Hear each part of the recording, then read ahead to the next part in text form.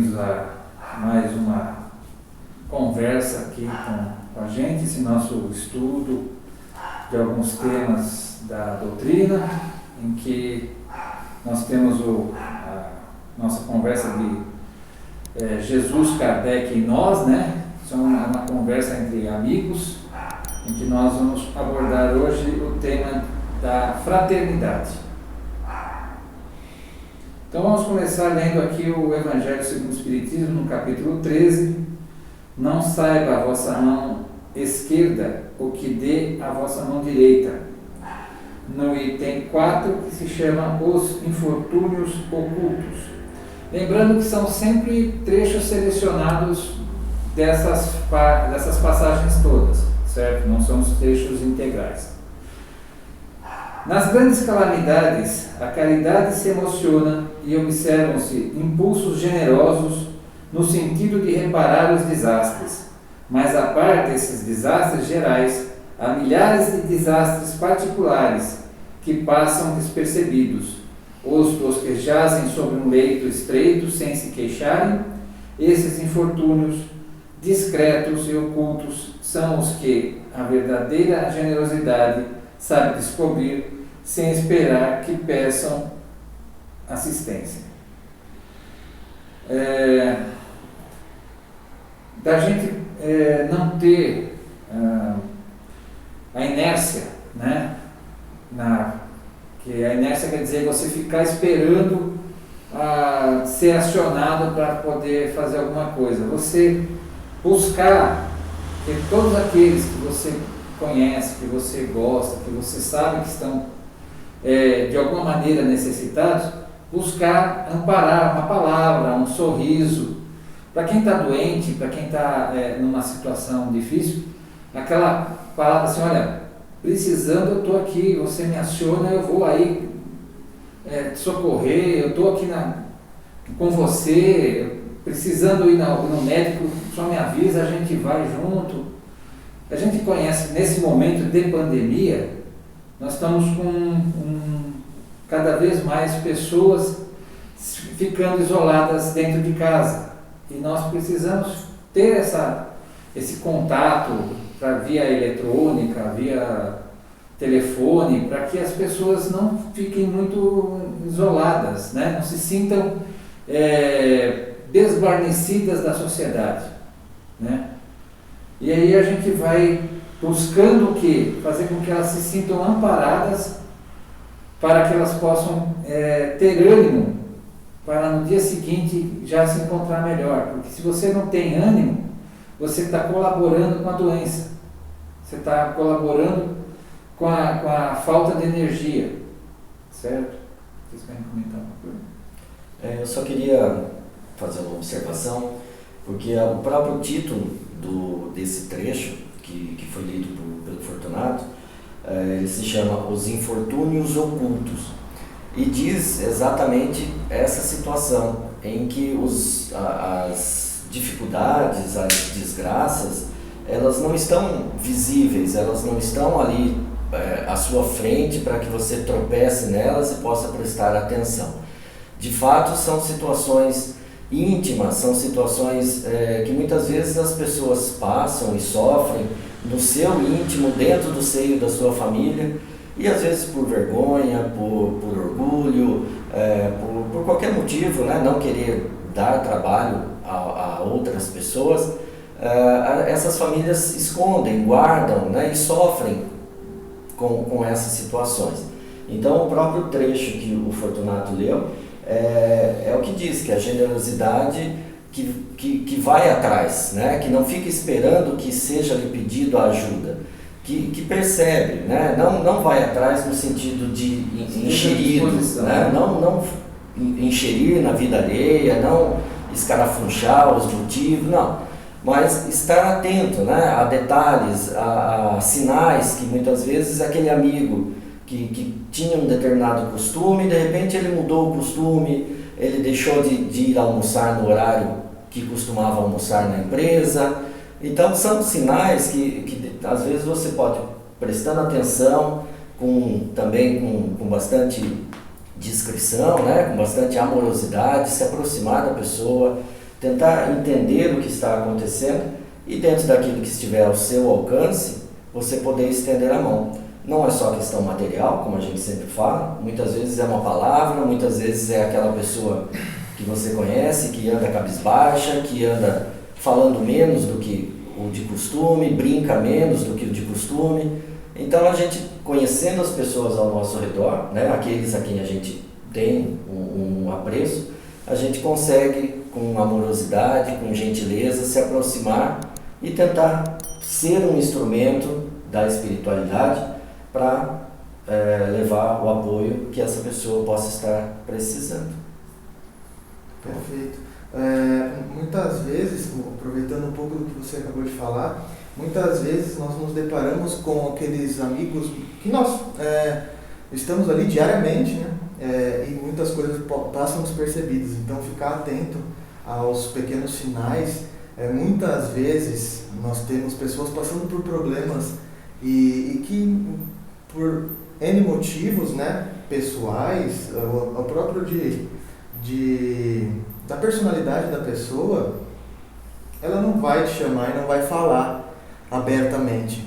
Muitas vezes você consegue identificar um pedido de socorro num olhar, ou num abraço, num aperto de mão, mas, né, não com tanto entusiasmo, e isso pode mudar estar atento a esses sinais e estar disposto à prática da caridade nesses momentos, que é de apoiar, que é de amparar, de ter uma conversa amiga, um consolo mesmo, e muitas vezes, e é assim que Deus age, né, colocando pessoas com as palavras corretas diante dessas pessoas.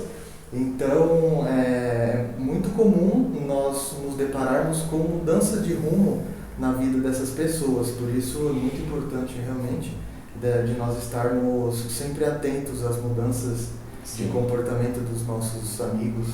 E só fazendo um pequeno adendo, me passou agora pela cabeça, muito tem se falado na mídia, e o objetivo dessa conversa, né, desse bate-papo, não é simplesmente pegar um tema espírita e tratá-lo teoricamente, como facilmente a gente encontra, né, em palestra, só doutrinariamente. A ideia é que a gente consiga pegar esses temas e colocá-los no dia a dia, nas coisas que de fato acontecem na nossa vida. E a gente tem visto, a mídia tem divulgado bastante, a questão de violência doméstica, né, as violências que dentro de um ambiente familiar muitas vezes não são expostas. E esses detalhes, esses sinais que uma amiga pode ver no comportamento de outra, né, um amigo no de outro, é importante que a gente possa olhar esses infortúnios, tentar buscar oferecer, né, o nosso apoio, a nossa ajuda, discretamente, amorosamente, para que também não tragamos mais problemas, né, mais desconforto à pessoa, mas que a gente possa então entender que muitas vezes os infortúnios do mundo não vão surgir na nossa frente para o auxílio de maneira escancarada. Às vezes é o detalhe mesmo. E nós, nesse pedacinho que a gente leu, né, a gente tem que entender também o seguinte: a fraternidade, ela é a oportunidade de você fazer o bem. Às vezes você pega uma pessoa que ou não gosta de você, ou que você não gosta da pessoa por algum motivo, mas você percebe que ela está triste, que ela está amargurada por algum motivo, e você pode, discretamente, com respeito, com amor, certo? No seu coração, entendendo que ali está uma pessoa necessitada, oferecer a sua mão dizendo assim: o que está acontecendo? Por que você está desse jeito? Tal. E aí, se ela estiver querendo realmente um apoio seu, vai se abrir, vai conversar com você, e você, tendo o Evangelho como guia, certo, do que é o correto fazer, orientar a pessoa: olha, haja dessa maneira, ou faça dessa maneira, ou pense dessa maneira, certo? Não procure agir dessa maneira, não procure pensar dessa maneira, porque quando você passa essas informações, se ela estiver receptiva, ela vai ouvir, vai analisar e de repente vai mudar o status de não gostar de você para você ser um companheiro. Você não vai ser a pessoa mais amada por ela, mas você vai passar a ser um companheiro. E você vai estar diminuindo a sua carga de compromissos kármicos, porque você está buscando amparar aqueles que você não tem uma relação tão próxima. Então não é, como Jesus dizia, se eu só vou fazer com aqueles que eu amo, tratar bem aqueles que eu amo, o que eu estou fazendo diferente daqueles que não conhecem o Evangelho? Então, tem uma outra passagem, que é o item 8 desse mesmo capítulo 13, que chama assim, dar sem esperar retribuição. E Jesus estava falando assim: quando derdes um festim, não convideis para ele os vossos amigos, mas os pobres e os expropriados. O que ele fala assim: não se deve fazer o bem tendo em vista uma retribuição, mas tão só pelo prazer de o praticar. Usando uma comparação mais vibrante, né? Disse Jesus: convidai para os vossos jantares os pobres, pois sabeis que eles nada vos podem retribuir. Por jantares deveis entender não as refeições propriamente ditas, mas a participação na abundância do que desfrutais. Todavia, aquela advertência também pode ser aplicada em sentido mais literal, quando não convidam para suas mesas apenas os que podem, como eles dizem, fazer-lhes honra, ou na sua oportunidade convidá-los de volta. Outros, ao contrário, encontram satisfação em receber os parentes e amigos menos felizes. Dá-se, dessa forma, grande serviço se lhes presta sem que o pareça. Aqueles, sem irem recrutar os cegos e os expropriados, praticam a máxima de Jesus, se o fazem por benevolência, sem ostentação e sabem dissimular o benefício por meio de uma sincera cordialidade. Então, assim, você não precisa se tornar São Francisco de Assis. Você não precisa virar São Vicente de Paulo, certo? Que são reconhecidamente humildes e abnegados em favor do próximo. Mas você pode fazer o que você puder por aquele que está necessitado, aquele que você percebe, sem humilhar o outro. Você convida, vem em casa, vamos participar de uma comemoração, vamos confraternizar, certo? Sem expor a pessoa, não, cada um leva um prato, aí a pessoa às vezes não tem como levar um prato. Então você fala, não, olha, eu vou bancar isso daqui porque eu quero a companhia de vocês são importantes para mim. A pessoa se enche, certo, de carinho, porque você está falando para ela que ela é uma pessoa importante para você. Então, ela vai na sua casa, vai ser recebida na sua casa com todo o cuidado, com toda a atenção, para que ela não seja humilhada, para que ela possa, dentro daquilo que ela conhece, já não vai servir ostras assadas, não vai servir línguas de colibri no mel, vai servir aquilo que a pessoa está acostumada e que vai fazer com que ela se descontraia, que ela possa ter um momento de troca de energias boas.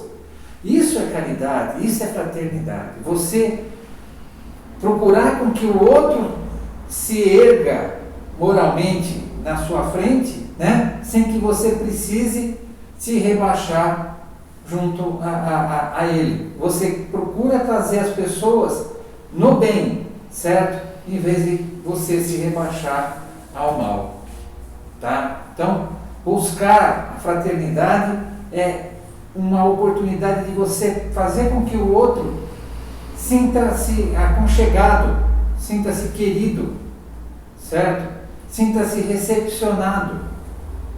Não ter um momento de constrangimento, certo?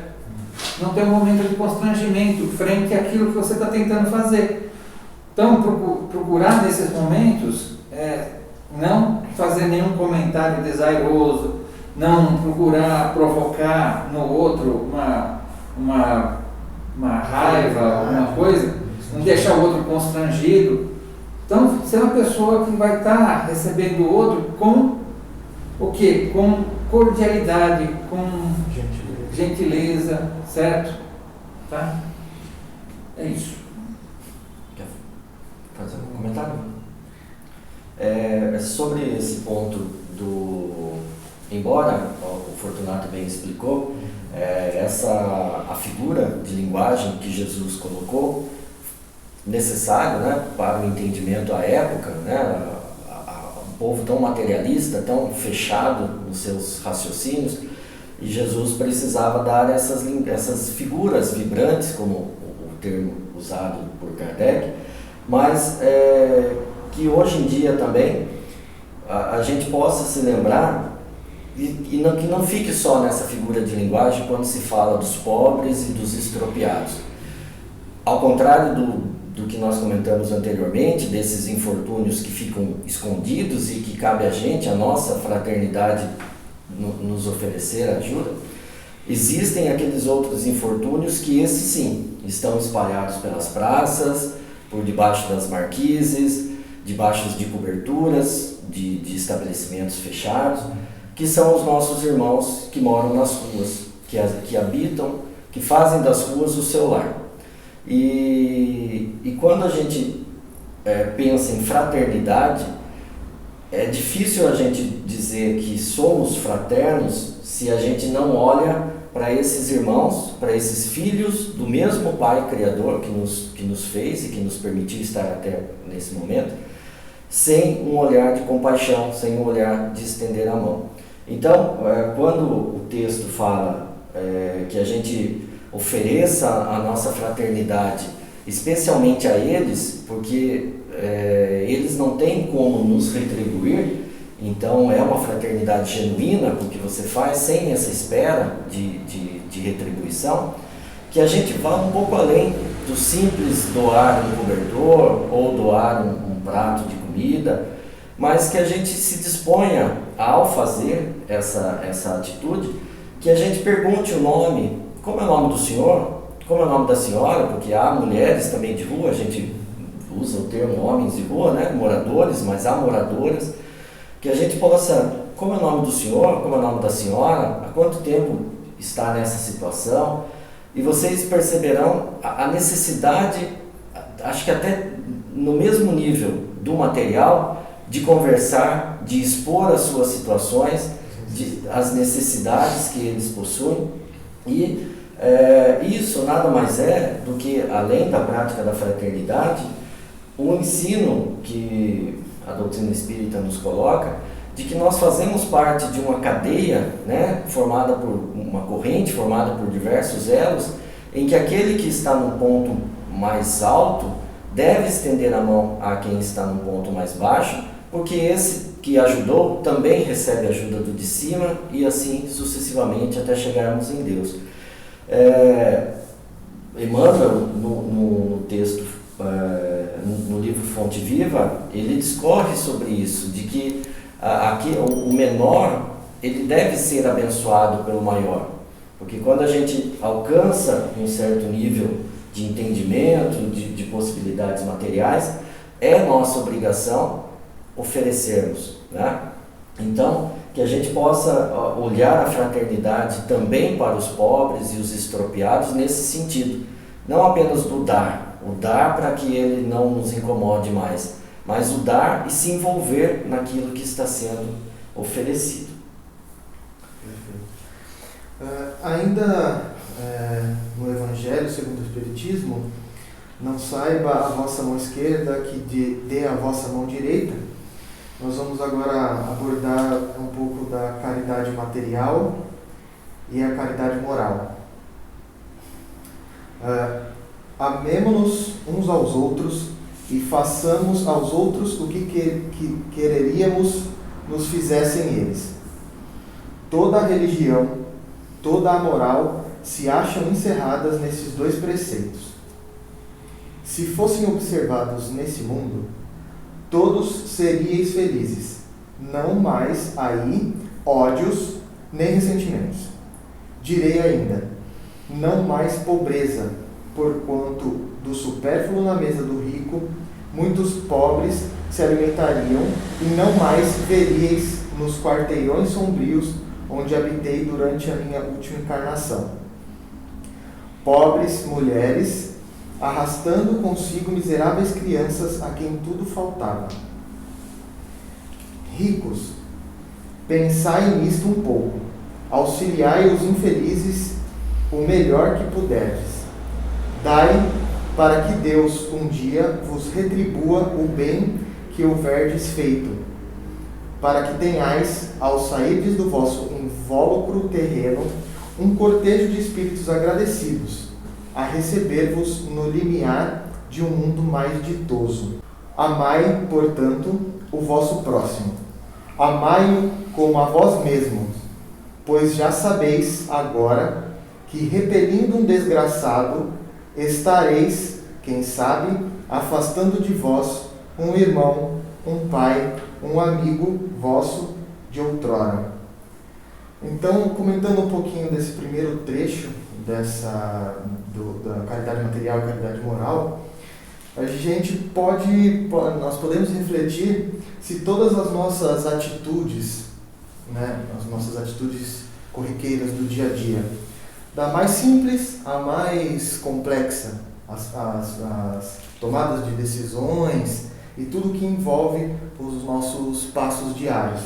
Se nós colocarmos sempre à frente aquela pergunta, né, que muitas pessoas já conhecem, diante de um irmão necessitado ou de alguma situação que se coloque à sua frente que necessite de um pensamento rápido, de uma atitude, muitas vezes para irmãos que estão passando por dificuldades. Então, se nós colocarmos antes a pergunta, poxa, se eu estivesse no lugar desse irmão, se fosse eu na pele dessa pessoa, como eu gostaria de ser tratado, né? Ou até mesmo que tipo de benfeitoria, ou que tipo de auxílio material eu gostaria de receber.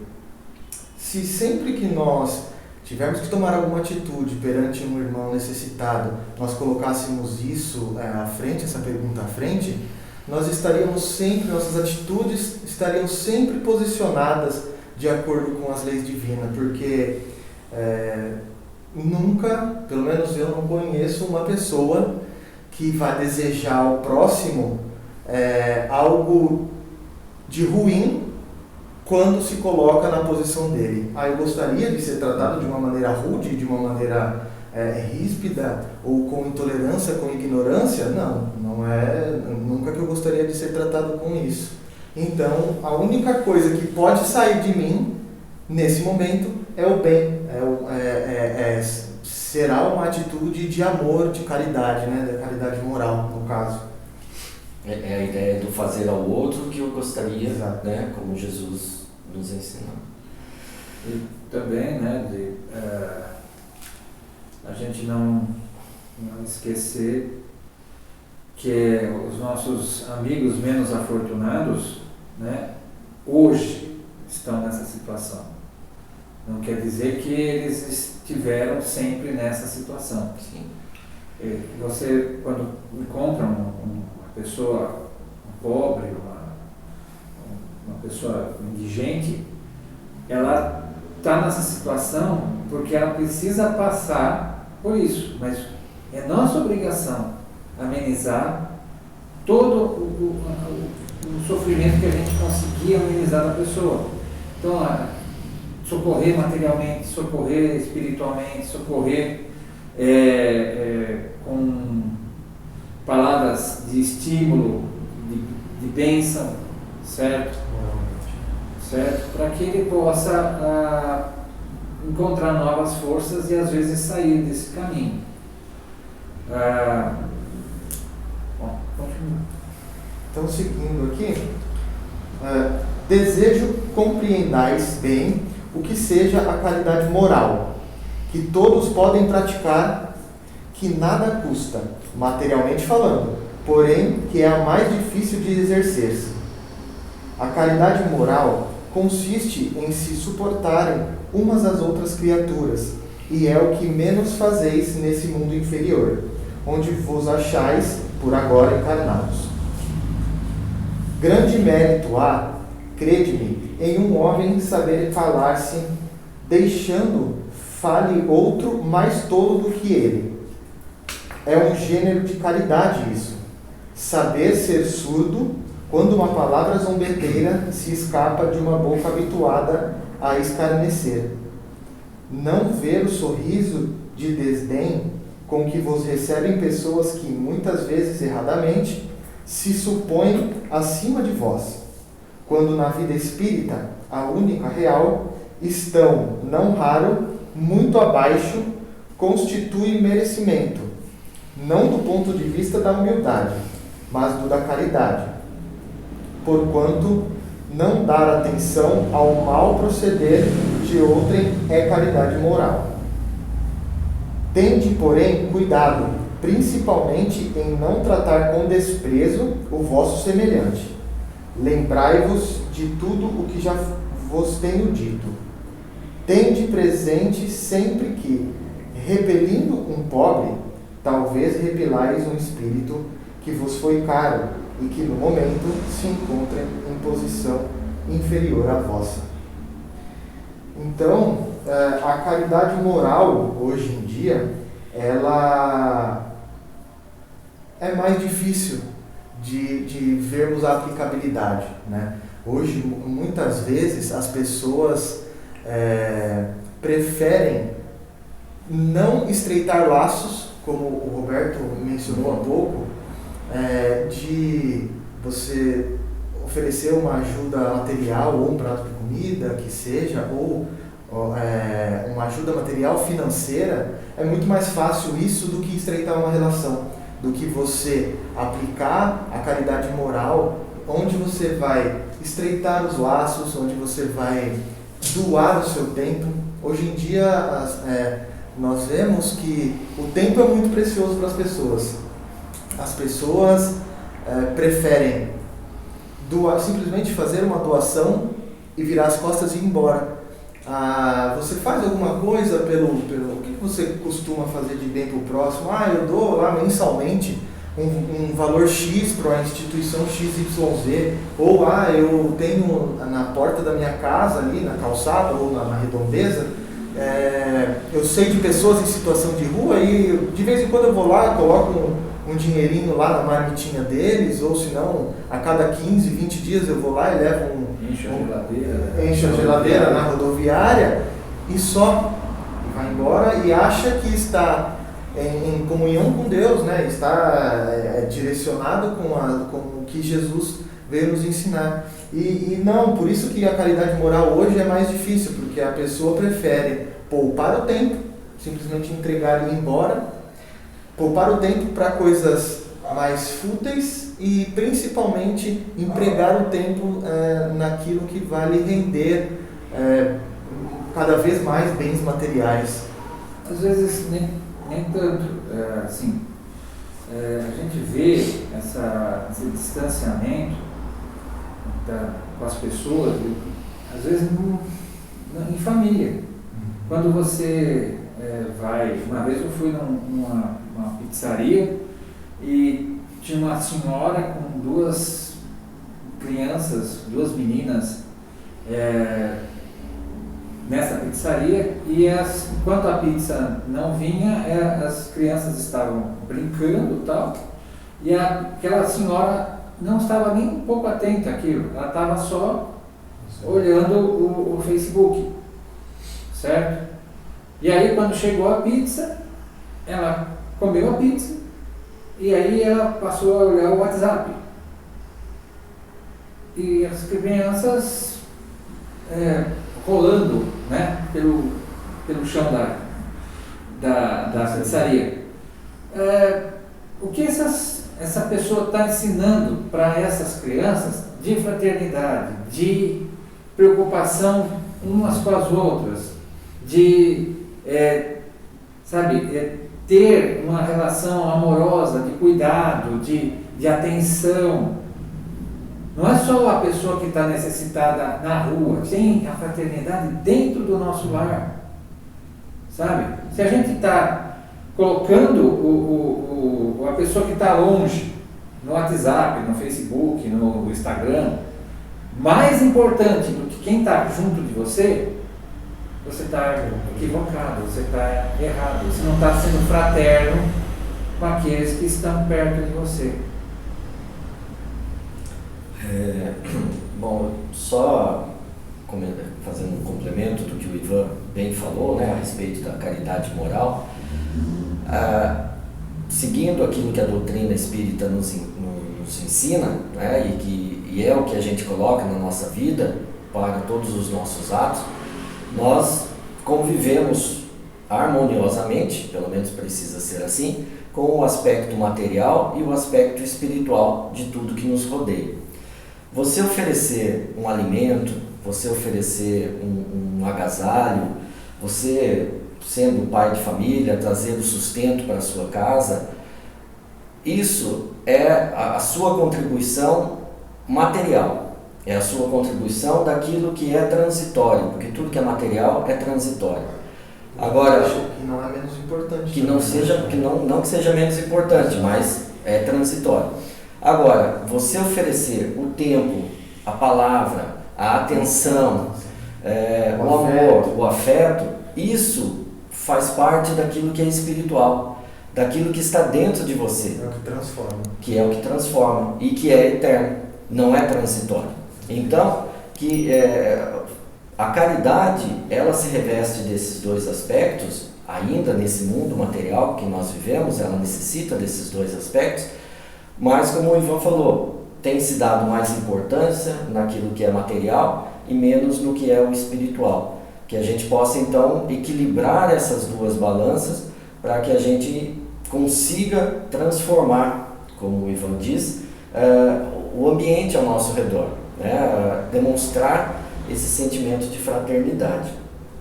E eu gostaria de, comentando um trecho que o Ivan falou, mas um comentário que na verdade eu vou trazer uma leitura de um texto de São Luís, que se chama Beneficência Exclusiva. Eu vou fazer a leitura e já faço a correlação. Diz uma pergunta que foi feita a São Luís: é acertada a beneficência quando praticada exclusivamente entre pessoas da mesma opinião, da mesma crença ou do mesmo partido? E São Luís respondeu: não, porquanto precisamente o espírito de seita e de partido é que precisa ser abolido, visto que são irmãos todos os homens.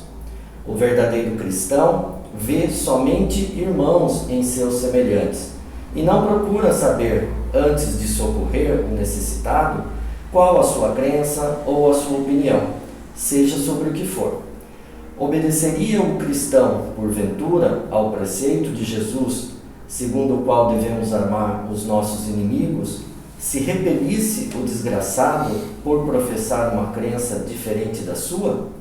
Socorra-o, portanto, sem lhe pedir contas à consciência, pois, se for um inimigo da religião, esse será o meio de conseguir que ele a ame, repelindo, faria que a odiasse. E por que eu quis trazer esse texto?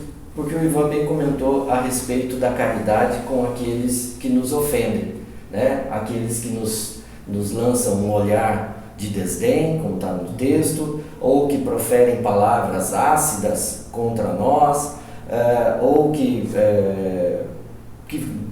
dão risos, né? Como o texto foi lido. A caridade, a fraternidade, ela deve ser exercida para com todos, né? São Luís então nos explicou aqui que nenhum cristão obedeceria ao preceito de Cristo se ele reservasse a fraternidade apenas a quem ele amasse. mas também a quem o fere, a quem contra ele profere palavras ou gestos indelicados.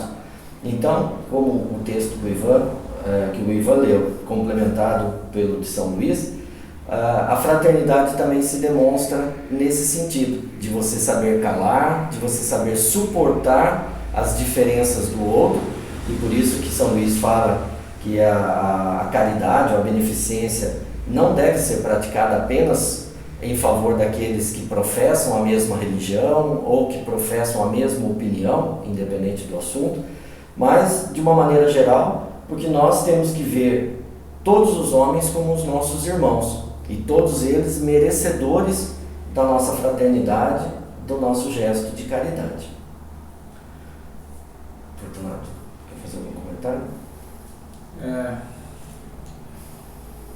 Nós temos a fazer o máximo que podemos para que essa fraternidade, como o Ivan tinha dito anteriormente, você também colocou, nós não tornemos isso um hábito. Fazer um exercício diário de estar sempre atento em procurar amparar, procurar auxiliar o próximo, para torná-lo nosso irmão, torná-lo nosso companheiro de jornada, certo? Porque quando nós fazemos isso, na mensagem da irmã Rosália que o Ivan leu, o que acontece? Ela fala assim que quando ela volta para o plano espiritual e ela encontra esses que ela suportou, que ela atendeu, que ela socorreu, esses estavam lá fazendo um cortejo para agradecer todo o bem que ela tinha feito, toda a paciência que ela teve com eles, todo o desvelo que ela teve com seus problemas.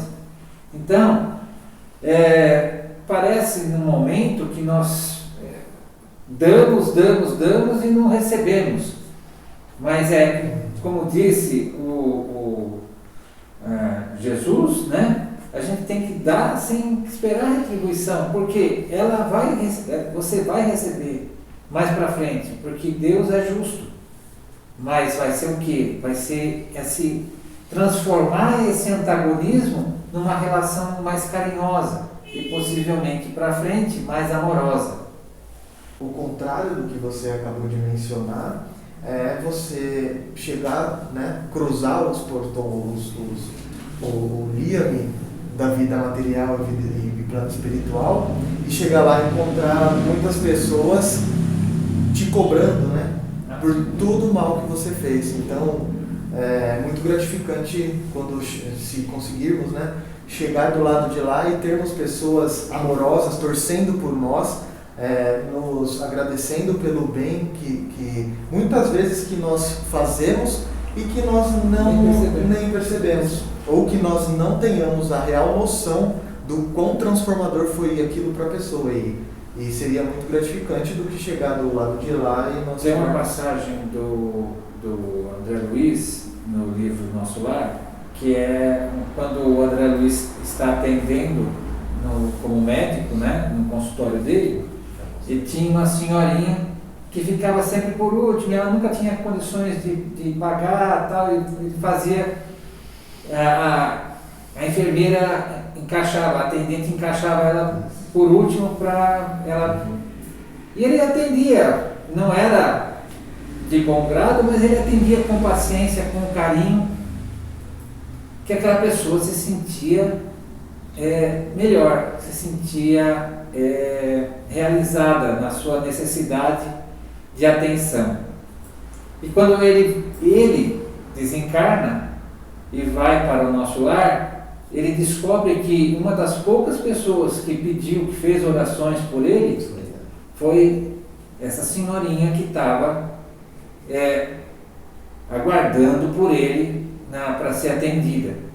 Então, a gente não pode menosprezar o menor ato de caridade, de fraternidade que a gente pode fazer com os nossos companheiros.